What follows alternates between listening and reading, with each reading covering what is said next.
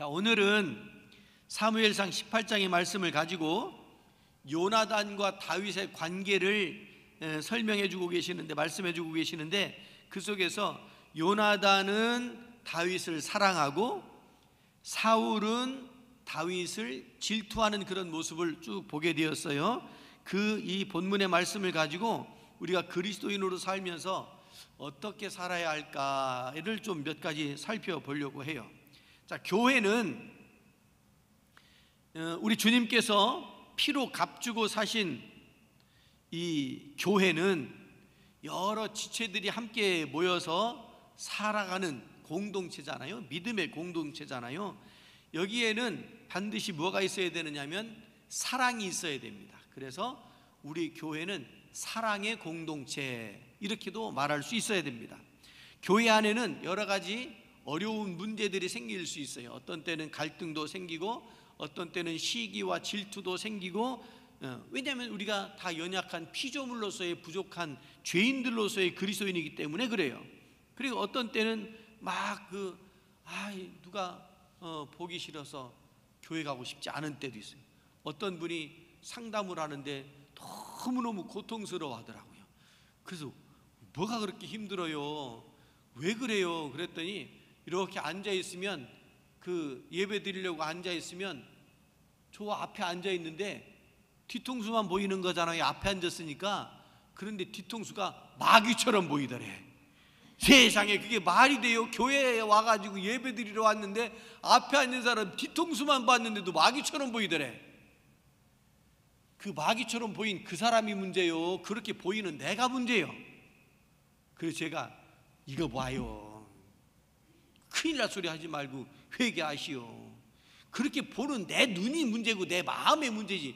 여러분, 내 마음이 그러니까 그렇게 보이는 거 아니에요. 그래서 그랬더니 알아요 목사님, 저도 알아요. 그러니까 교회는 떠나지 못하고 교회는 오긴 오는데 그렇게 힘들어하는 거예요. 그게 교회예요. 어쩔 수 없어요. 좋을 때는 한없이 좋지만 싫을 때는 또 그렇게 싫어지는 게 그게 사람이에요. 이게 그러면 그런 감정들이, 그런 생각들이 막 오르락내리락 할 때 그럼 우리는 어떻게 해야 되느냐, 오늘 그런 부분들을 오늘 본문 말씀을 통해서 쭉 요나단 비교하고 사울을 비교하면서 한번 찾아보려고 해요. 자, 첫 번째 다윗에 대한 요나단의 사랑을 1절에서 뭐라고 말씀하시는가 한번 보도록 하겠습니다. 1절 시작. 다윗이 사울에게 말하기를 마침에 요나단의 마음이 다윗의 마음과 하나가 되어 요나단이 그를 자기 생명같이 사랑하니라. 요나단이 자기 생명같이 사랑하는 사람이 생겼는데 그게 다윗이래요. 애인도 아니고 부인도 아닌데 요나단이 다윗을 자기 생명처럼 그렇게 사랑하게 되었대요. 자, 그러면 이 요나단이 다윗을 자기의 생명같이 사랑했다고 하는 것은 이 요나단과 다윗의 관계가 오래된 사귐에서 오는 친분, 아니면 어떤 의리, 아니면 어떤 친구 간의 우정, 이런 것들보다 훨씬 뛰어넘는 사랑에서 희생까지도 할 수 있는, 자기 생명같이, 이렇게 말했잖아요. 희생까지도 할 수 있는 아주 친밀한 그런 관계였다라고 하는 것을 볼 수가 있잖아요. 그래서 3절 말씀을 보시면, 3절 시작. 요나단은 다윗을 자기 생명같이 사랑하여 더불어 언약을 맺었으며, 4절 요나단이 자기가 입었던 겉옷을 벗어 다윗에게 주었고 자기의 군복과 칼과 활과 띠도 그리하였다. 생명같이 여겼다는 말이 뭐라고요? 생명같이 여겼다는 말이 어떤 의미예요? 4절에서 아주 명확하게 말씀해 주고 계시는데, 이게 우정이나 이런 것들을 뛰어넘는 거라고 그랬어요. 그리고 언약을 맺는데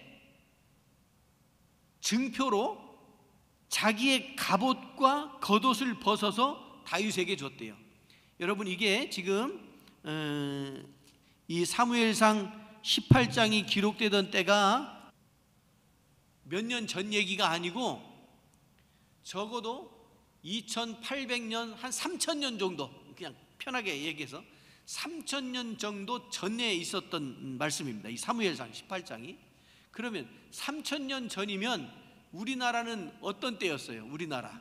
제가 가끔 이런 거 비교해서 말씀드릴 거예요. 우리나라는 이 나라 개념이 없었던 때예요. 그냥 뭐 그 고조선, 고조선은 선사 시대거든요. 역사가 없어요.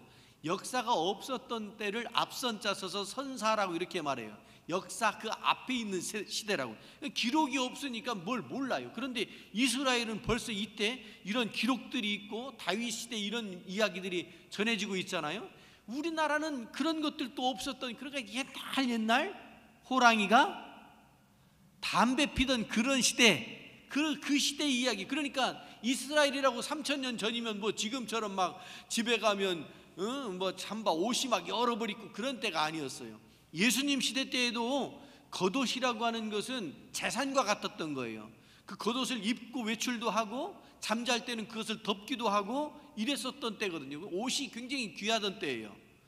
그런 때 이 요나단이 언약의 증표로 자기가 입었던 옷을 벗어서 다윗에게 주었다.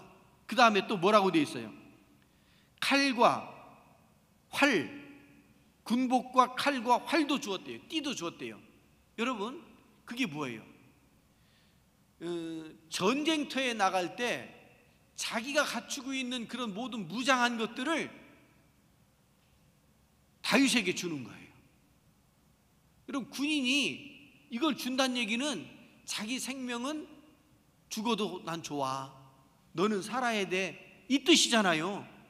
그러니까 앞에서 말씀드린 자기 생명같이 사랑했다는 말이 무슨 의미냐면 옷도 주고 군복도 무기도 다 주고 이렇게 이런 상태인 거예요. 내가 아끼는 것, 내가 살기 위해서 꼭 필요한 것, 그것까지도 주는 그 사랑이 요나단의 다윗을 향한 사랑이다, 이렇게 말씀을 드릴 수가 있는 거죠. 사실은요, 따지고 보면 요나단은 왕의 아들이었어요. 사울 왕의 아들이었잖아요.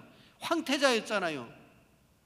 그런데 이 요나단이 다윗을 자기 생명처럼 사랑하고 자기가 손해인 줄 알면서도 자기 것을 줄 수 있었던 그런 마음을 가지고 있었던 사람이 요나단이었다, 이렇게 볼 수가 있습니다. 그런데 다음에 보면 다윗이 있잖아요. 다윗, 무명의 목동이었던 이 다윗이 전쟁터에서 돌아올 때 아주 영웅이 되어져 버린 거예요. 그리고 사울은, 그거에 비해서 사울은 왕이었는데도 불구하고 초라한 모습으로 지금 전락하게 되는 그런 과정을 보게 됩니다. 무명의 목동이었던 다윗이 하루아침에 영웅이 되어가지고 이스라엘 사람들이 그냥 좋아하고, 어떤 당시에 이제 국제적인 외교라든지 군사적인 이런 것들, 이런 감각까지도 갖추게 된, 그래서 인기를 한 몸에 받는 그런 사람으로 이 다윗이 변모한 거예요. 그거에 비해서 이 사울은 왕이었음에도 불구하고 위신이 깎여버린 거예요. 그러니까 사울이 속이 상하지요. 속이 많이 상했죠. 6절을 한번 보실까요? 조금 넘어가서 6절 우리 화면을 좀 한번 보시겠습니다. 6절 같이 읽어요. 시작.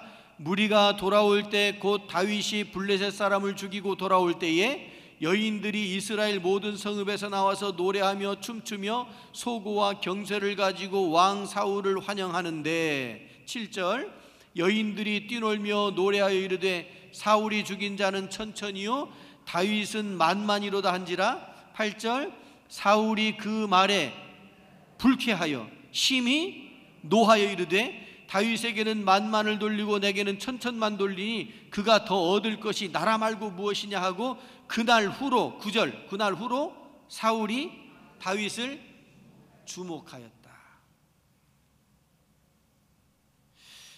여인들이 노래하고 춤추고 소고를 치고 경쇠를 가지고 환영했다 그랬어요. 이 경쇠가 뭐냐면 이렇게 틀에 옥도를 달아가지고 망치로 땡땡땡땡 이렇게 치는 악기래요. 그런 악기들을 동원하여서 이 전쟁터에서 돌아오는 이 다윗과 사울 왕을 맞이하는데 너무너무 좋은 거지요. 여러분, 승전가를 부른다라고 하는 것이 이거는 살게 된 거잖아요.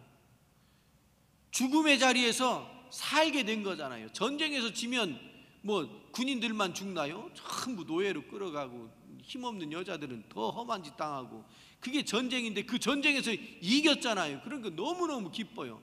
기쁜데 이 기쁨을 주체하지 못하고 아이고 이 여인들이 문제요.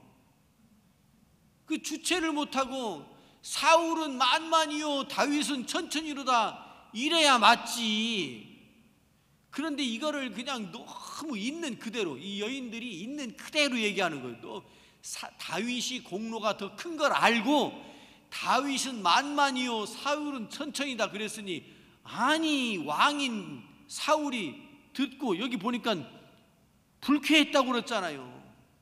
왕을 불쾌하게 하면 왕이 진노합니다. 왕이 진노하고 그 다음에는 여기 성경에는 주목하였다 이렇게 말하고 있는데, 이 주목했다는 말이 뭘까요? 그래? 너 어떻게 하나 보자. 그리고 째려보는 거 아니겠어요? 좋은 눈으로 보는 거예요? 여기서 말하는 주목은 여러분들이 지금 말씀을 잘 듣고 은혜 받으려고 목사님의 입술에 주목하는 그런 주목이 아니잖아요. 지금 이 사울의 주목은 여인들을 어떻게 저것들을 어떻게 그냥 이 생각 가지고 있는 게 지금 사울의 마음이란 말이에요. 사울이 죽인 자는 천천히요 다윗이 죽인 자는 만만이로다. 훨씬 다윗을 높이는 거예요. 그러니까 여인들이 여기 계신 여인들 말고 여기 나오는 여인들은 뭐가 문제냐면 너무 솔직해. 너무 솔직해. 있는 그대로 얘기한 거야. 그리고 또 뭐가 문제냐면 자기들이 있는 그대로 얘기한 결과가 어떻게 나타날지 2차적인 거는 생각을 안 해. 그냥 보이는 대로 있는 그대로 얘기한 거예요. 이걸 문제가 있다고 말해야 되나, 너무 솔직하니까 좋은 거라고 얘기해야 되나. 그런데 한편으로 보면 또 성숙한 사람은 내가 이렇게 반응을 하면 상대방들이, 다른 사람들이 어떻게 받아들일까도 생각할 수 있으면 성숙한 사람들일 거예요. 그죠? 여러분들은 막 생각나는 대로 막 얘기해요? 자기 감정에 따라 가지고 막 던져요? 안 그러잖아요. 내가 이렇게 말하면 듣는 내 남편이, 아니면 듣는 우리 아이들이, 아니면 우리 이웃들이, 우리 성도들이 내가 이렇게 말하면 어떻게 반응할까? 어떻게 받아들이고 기분이 좋을까? 나쁠까? 이런 거 생각하잖아요. 왜 한 번도 그런 생각 안 한 사람들처럼 그렇게 쳐다봐요? 그거 안 하면 고대제일교회 교인 안 하기. 예. 근데 이 여인들이 너무 좋으니까 막 다윗을 지켜 세웠는데 그게 뭐가 문제겠어요? 그런데 받아들인 입장에서 사울이 문제가 된 거예요. 여인들은 잘했는데 그것 때문에 다윗이 그 다음부터 얼마나 고생하는지 몰라요. 사울이 틈만 있으면 죽이려고 그랬거든. 이 왕이라고 하는 것이, 권력이라고 하는 것이 그런 힘을 가지고 있는, 그런 속성이 그래요. 권력이라고 하는 것이 속성이 그래요. 여러분, 최근에 러시아 이야기를 이렇게 들어보면, 최근에 감옥에서 누가 죽었다면서요? 누구요? 성이 나시던데? 나발리가 죽었대잖아요. 그런데 참, 그 사람이 그냥 감옥에서 잘못 죄지어가지고 감옥 갔는지, 자기네 법은 그렇겠지만 국제사회에서 볼 때는 그 대통령 싫다고, 대통령 잘못한다고 반체제 그거 운동하다가 잡혀갔다가 그래서 죽은 거잖아요. 그 말고도 또 그 얼마 전에는 전쟁터에서 그렇게 막 그 전공을 세웠던 그 사람 헬리콥터 미사일 쏴가지고 떨어뜨려서, 이렇게 말하면 또 푸틴 아저씨가 싫어할 수도 있지. 뭐 헬리콥터 떨어져가지고 죽었잖아요. 누가 쐈는지 모르지만. 응? 그러니까 권력이라고 하는 것이 공존할 수가 없는 거예요. 권력이 그래요. 그러니까 사울만 나쁜 놈, 그럴 수도 없는 것이 권력의 속성 자체가 둘을 둘 수가 없는 거예요. 둘을 둘 수가 없어요. 자, 이 권력이라고 하는 것이 질투, 권력과 질투라고 하는 것이 같이 동시에 있는 거예요. 동전의 양면처럼 떼어놓을 수가 없는 그런 관계예요. 그러니까 옛날이나 지금이나 이 권력을 쥐면 정적을 제거하기 위해서 막 별 악한 짓도 서슴지 않고, 그 속에 질투라는 것이 있어서 그래요. 현상 그 수면 아래에 질투가 있어서 그래요. 질투가 있어서. 자, 7번째인데요. 사울이 다윗을 질투할수록 그러면 사울이 좋아지냐? 여러분 잘 봐요. 우리가 질투할 수 있어요. 그런데 질투를 계속하면 어떤 결과가 나오는지 봐요. 사울이 다윗을 질투하면 할수록 정신적인 피해는 더 커져가는 거예요. 본인이 질투하면서 본인이 더 피해가 커져가요. 그 어떤 것으로도 보상할 수 없는 그것을, 한번 봐요. 오늘 본문 그 뒤지만 18장 10절부터 12절까지 우리 화면을 보고 10절부터 시작. 그 이튿날 하나님께서 부리시는 악령이 사울에게 힘있게 내림에 그가 집 안에서 정신없이 떠들어대므로 다윗이 평일과 같이 손으로 수금을 타는데 그 때에 사울의 손에 창이 있는지라 그가 스스로 이르기를 내가 다윗을 벽에 박으리라 하고 사울이 그 창을 던졌으나 다윗이 그의 앞에서 2번 피하였더라. 여호와께서 사울을 떠나 다윗과 함께 계심으로 사울이 그를 두려워한지라. 아멘. 여러분, 질투는요, 이 질투와 증오라고 하는 것은 앞에 있는 사람이 아니고 제3자도 아니고 결국 자기 자신을 죽이는 거예요. 죽이는데 한 번에 죽이지 않고 서서히 죽여가는 거예요. 그러니까 이게 질투가 독이 되어가지고 몸속에 서서히 퍼져가면서 그렇게 죽어가는 거예요. 이 사울이 악한 영이 들어와가지고 다윗이 수금으로 그걸 쫓아내는데 이게 안 나가는 거예요. 여러분 귀신 들린 게요, 사람들이 귀신 들린 게 오래되면 깊이 들어가요. 그게 잘 안 나가요. 잘 안 나가요. 실제로 그래요. 그러니까 이 사울이 지금 그런 상황에 놓여 있는 거예요. 그러니까 다윗을 보고 자기를 위해서 지금 귀신 쫓아내려고 수금 타는 다윗을 보고 다윗을 죽여야 되겠다고 생각을 하는 거죠. 그러니까 창을 던졌대잖아요. 창을 몇 번 던졌어요? 몇 번 던졌다는 말은 안 나오지만 2번 피했다는 말은 나오니까 두 번은 던진 거예요. 예, 2번 던진 거예요. 성경을 읽을 때 그렇게 읽으면 재밌어요. 앞뒤 이렇게 보면서 읽으면 재밌어요. 여호와께서 사울을 떠나 다윗과 함께 계심으로 사울이 그를 두려워한다. 죽이고 싶은데 죽이지도 못하고, 그런데 자꾸 피하니까, 그리고 사울이 그걸 안 거예요. 하나님이 함께 하는구나. 그래서 오히려 겁이 나는 거예요. 자기 권력을 놓기 싫어서. 그게 힘든 거예요. 그렇게 힘든 거예요. 그러니까 이 사울이 창을 던지고 오히려 다윗을 죽이려고 하는 하나님의 사람인데 그를 죽이려고 하는 이런 과정 중에 누가 피해자냐면 다윗도 물론 죽음의 고비를 넘기니까 그랬겠지만 사울 자체가 지금 무너지고 망가지는 모습을 보게 되잖아요.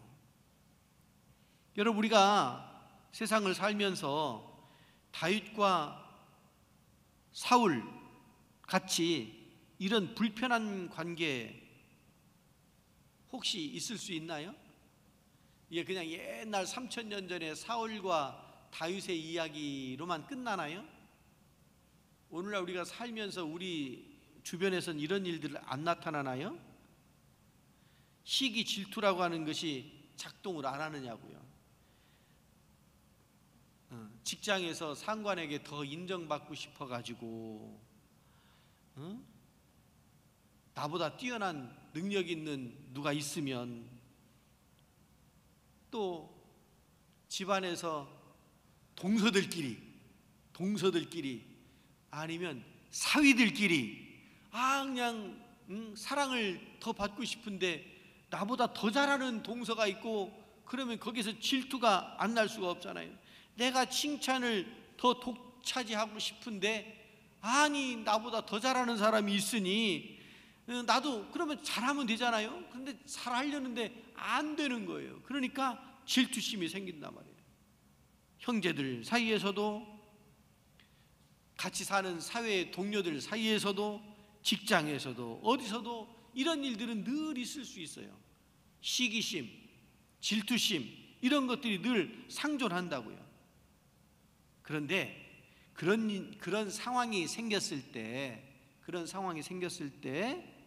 다윗과 같은 마음이 우리에게 꼭 필요한 줄로 믿습니다. 보세요. 12절. 다윗은 어떠했는가? 다윗이 그렇게 담대하고 지혜로울 수 있었던 것은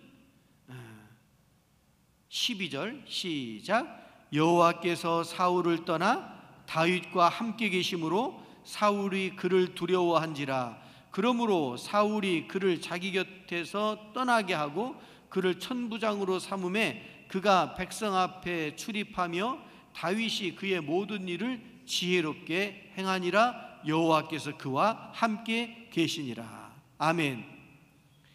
여러분, 쫓기는 다윗은 왜 불안하지 않았겠냐고요. 사울은 사울대로 시기 질투 때문에 망가져가고 있고, 다윗은 그 사울을 피하느라고 얼마나 마음고생하고 그랬겠냐고요. 그런데도 이 다윗이 담대하게 흔들림이 없었던 것은 그가 확신한 것이 있어요. 그게 뭐냐면 오늘 12절 말씀에 하나님께서 다윗과 함께 계심으로 그랬어요. 함께 계시기 때문에 사울이 그렇게 죽이려고 쫓아다녀도 두려워하지 않을 수 있었고, 오히려 사울이 겁이 나는 거예요. 하나님이 함께 하시면 우리의 두려움의 문제가 해결될 줄로 믿습니다. 떠나가게 될 줄로 믿습니다.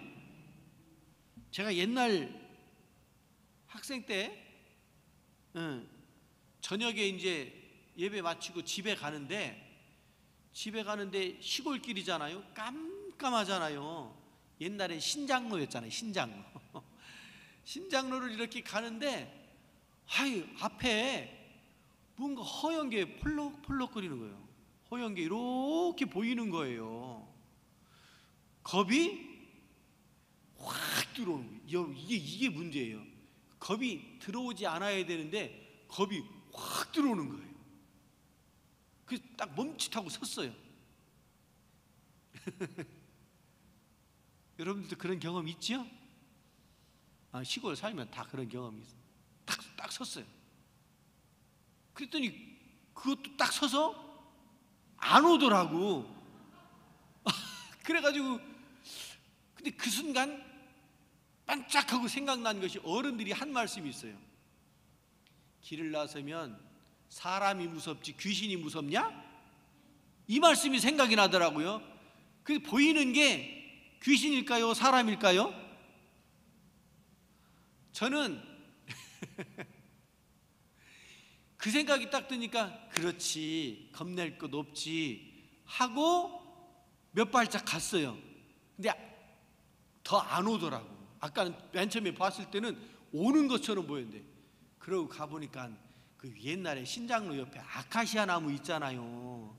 아카시아 나무에 비닐이가 이렇게 걸려 있는 거예요. 깜깜해가지고 안 보이는데 허연 비닐이 걸려 있으니까 그게 이렇게 흔들흔들거리니까. 여러분, 우리가요, 두려움이 우리 안에 확 들어와요. 들어올 수 있어요. 그럴 때 하나님의 말씀이 생각나시길 바랍니다. 주님이 우리와 함께 하신다고 하는 그 말씀이 생각나시기를 바랍니다. 근데 지금 아멘 했는데 실제로 그 상황이 딱 닥치면 생각날까요? 계속 기도하고 계속 주님과 함께 하여야 이게 생각이 나요. 어쩌다 한번 수요일날 저녁에 오면 생각 안 난다니까. 그러니까 주님의 말씀이 생각이 나야 내가 담대해질 수 있는 거예요. 지금 다윗에게는 함께 하시는 하나님이 계심으로 그 하나님이 나를 떠나지 않으시고 나와 함께 하시고 나로 하여금 지혜롭게 행할 수 있는 능력을 우리에게 주시는 거예요.